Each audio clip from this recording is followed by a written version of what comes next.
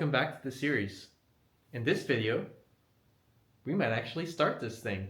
We don't have everything hooked up yet.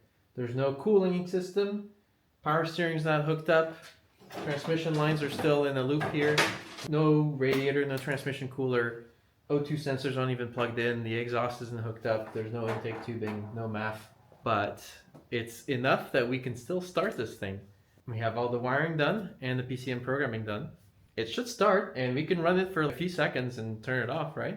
It is recommended when you have a newly rebuilt or a crate engine to prime the engine with oil. And this is a procedure where we will put pressurized oil through this port on the side until oil goes in and fills all the galleys. And this would have been easier to do with the engine out. I just didn't know about oil priming at the time. I just found out about it recently. But you put pressurized oil in that port, and then you're supposed to remove one of the valve covers and watch as the oil comes out and lubricates everything. You just want it to circulate. I'm probably not going to take the valve covers off just because it's a lot of trouble, but I'm still going to try to prime it. I'm going to try to put 1 or 2 quarts through there. You can find all sorts of videos on priming an LS engine that go into much more detail. We're going to remove this plug right here, and that's going to be our fill port. With that plug removed, I'm putting an M16 to NPT fitting, and I'm putting a 3/8 barb on it.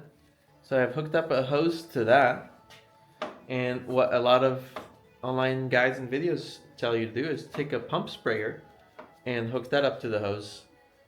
But since I already have a power brake bleeder with a 1/4 inch fitting at the end of it, I'm just going to hook that up to the hose and use my brake bleeder.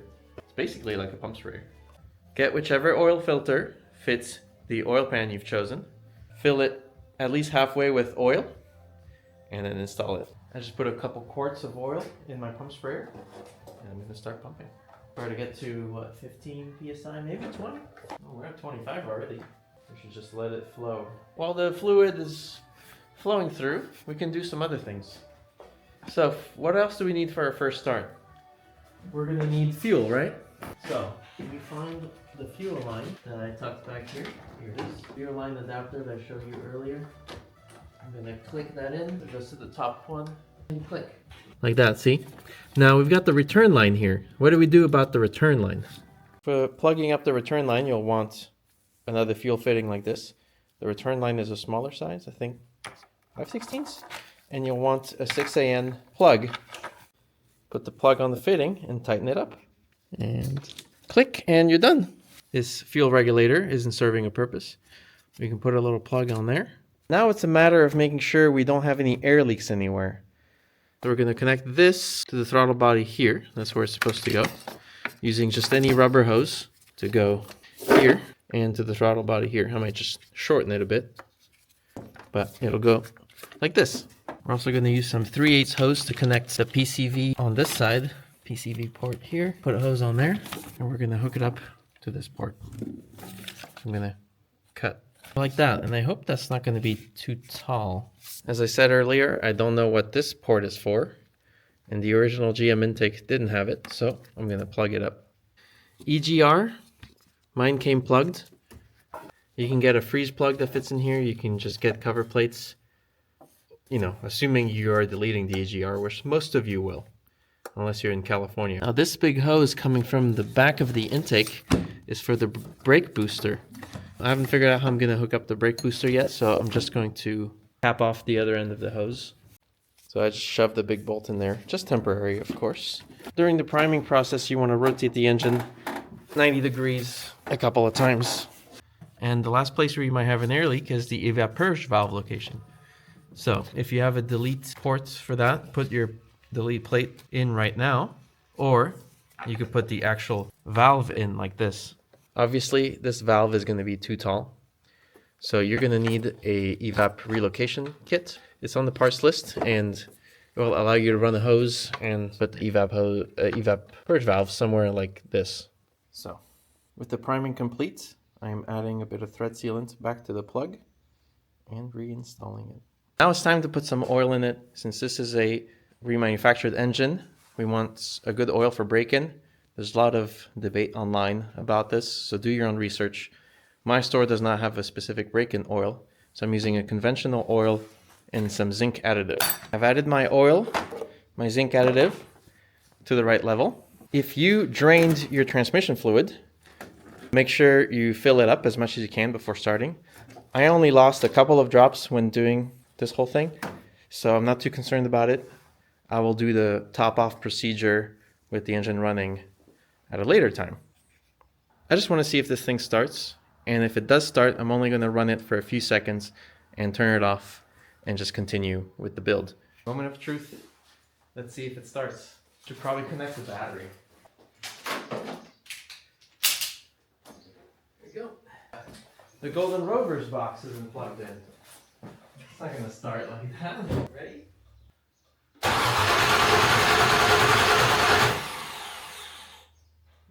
Says low fuel. So the Golden Rovers box is flashing green, which is good. The low fuel light is on though. I wonder if this thing just ain't got no gas in it. It ain't got no gas in it. Not sure. It did start before we tore it apart, so that's probably not the reason, right? Another attempt? Let me just double check everything and we'll try again.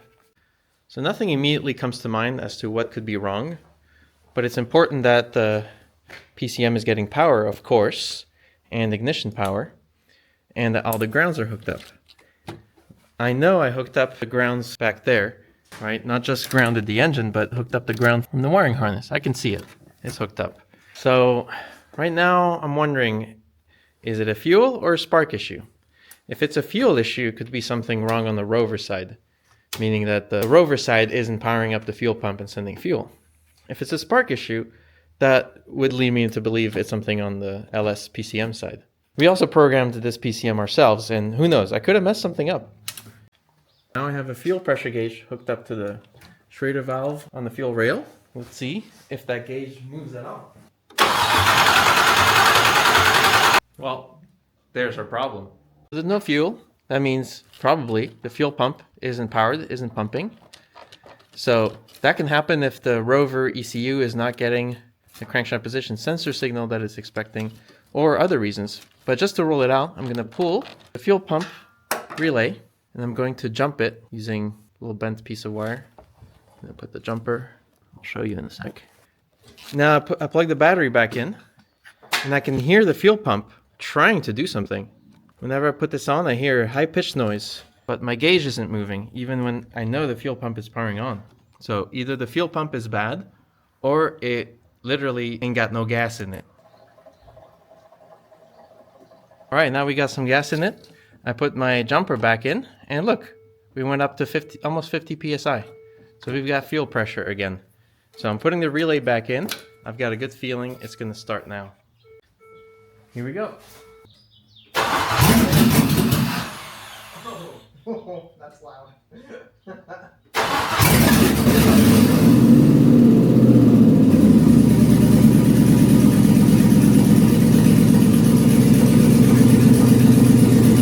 We did it, guys. So that gives me the confidence to keep going with the build, finish all the plumbing, get everything buttoned up. So I got my engine to start without too much trouble, but you might not be so lucky. Maybe you're trying to start the engine and it won't start for whatever reason.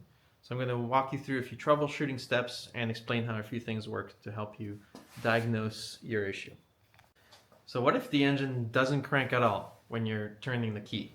Well, first make sure the battery's connected, but if you've got lights and beeping, but it won't crank when turning the key, that just means that the starter ignition wire might not be connected right. There's an issue in that ignition circuit. So that's the tan with a red stripe or orange with a red stripe wire coming from the rover wiring harness that we kept. And they had like a little plastic connector at the end of it. So that needs to be connected to the starter on that little mounting tab with a tiny screw on the starter solenoid. And of course you need a battery cable going to the starter. Just by doing that, it should at least crank, right? At least the starter should engage.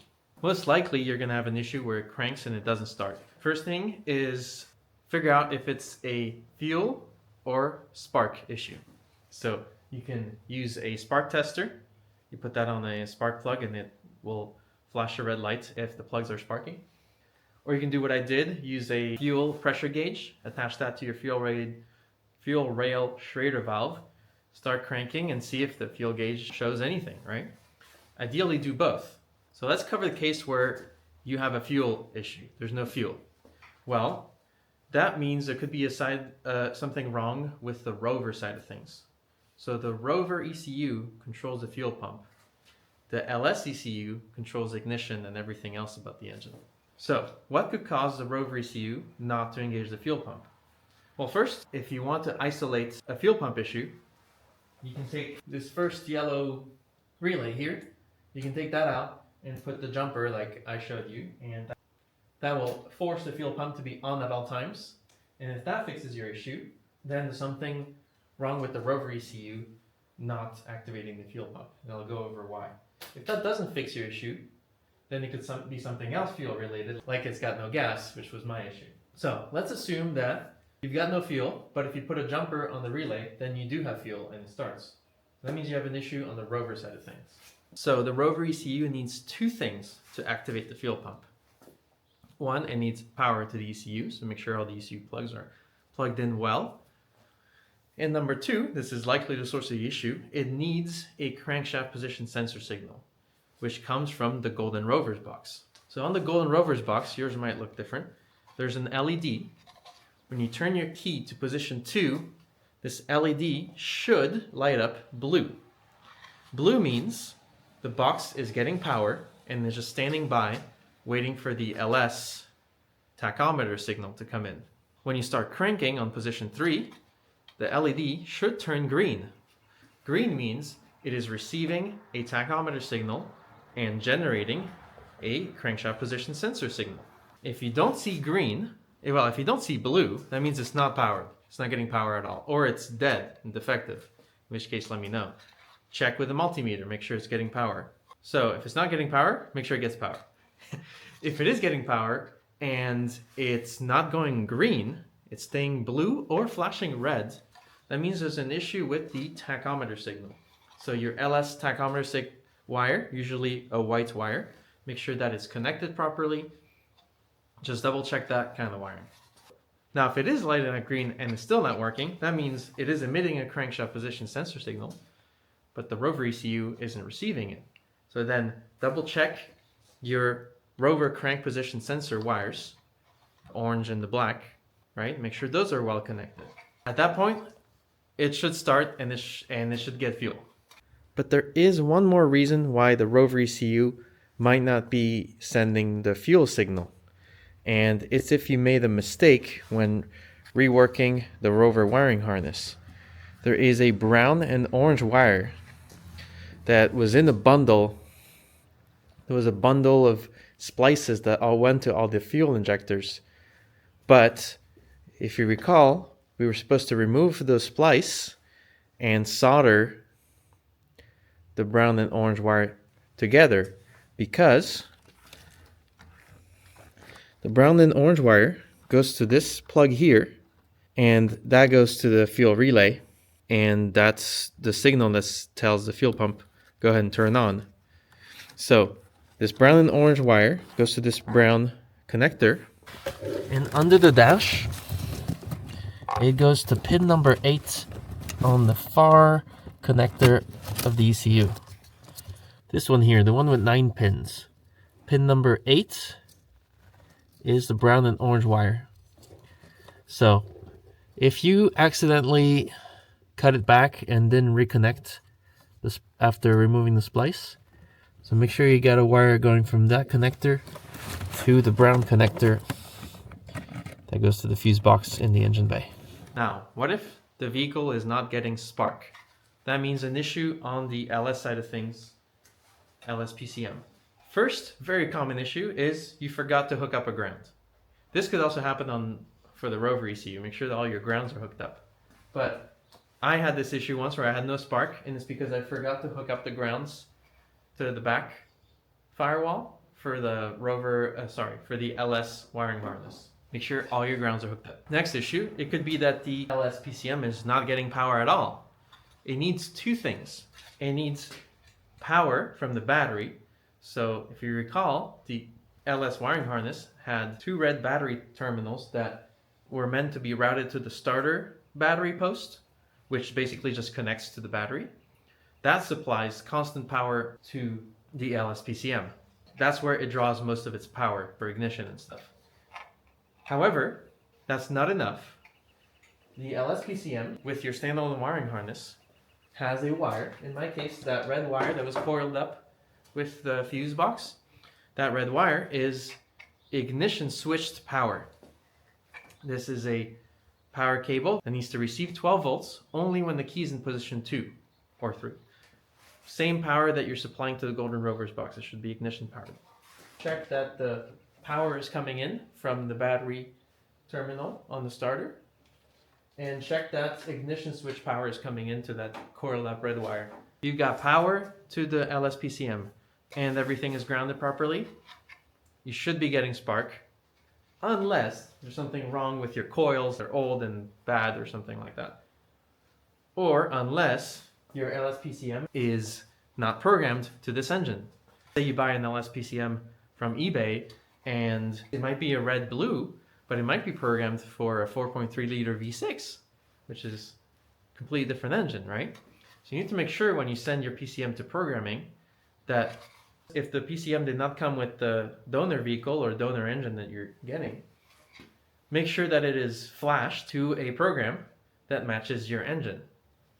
If your engine is stock, of course, you just want your programmer guy to load a stock tune for an LM7 in my case. And then on top of that, add in all the changes that I said on my website you need to do. So PCM needs to be programmed properly. The PCM also needs to have the VATS, Vehicle Anti-Theft System, deleted. If the VATS is not deleted, what you'll see is your car will crank, it'll start, and then shortly shut down. GM was kind of smart that they made it so it would allow your car to start, but it would shut down right away. So you know that it does start, but why is it shutting down right away? It's the Vehicle Anti-Theft System triggering. So that needs to be disabled, and that's part of the PCM programming. And that's pretty much all I've got as far as issues with starting the engine. Once your engine starts and runs, you may have other issues like not running properly, and we can go over that in another video. But if you check everything I've told you here, check all of your wiring, your vehicle should start. And if it doesn't, and if you're really at a loss, you can reach out to help@goldenrovers.com and I can try to give you some pointers. Once you got your car running, I want you to know about the switch on the side. That switch tells the board to be in 2 different modes. With the switch down, that means it expects a tachometer signal that is 2 pulses per revolution. If I flip the switch up, it expects 4 pulses per revolution. So if you look at your tachometer there, it should be idling between 700 and 800 RPMs. But if it's idling around half, like 300, 400, or double, like 1400, then just come here, flip the switch, and check again, and it should be good now. So that's it for this video. Now the next video is going to be about plumbing, hooking up cooling, power steering, transmission lines, air intake stuff. Stay tuned and see you there.